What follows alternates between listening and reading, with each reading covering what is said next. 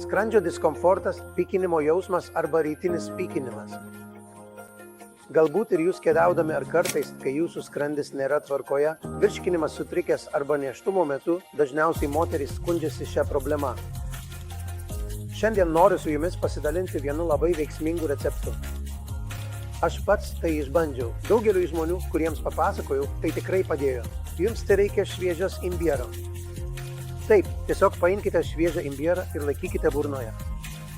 Šiek tiek jį čiulpkite, sukramtykite, kad sultys patektų į vidų. Jeigu norite naudoti kitų būdų, šiek tiek šviežio imbiero sutrinkite ir užvirkite puodelyje vandens. Galite gerti kaip arbatą. Imbieras daugiausia atlieka dvi funkcijas – gerina apetitą ir virškinimą. Jis maitina ir stimuliuoja mūsų skrandžio ugnį, kuri dažnai būna nusilpusi arba lėta.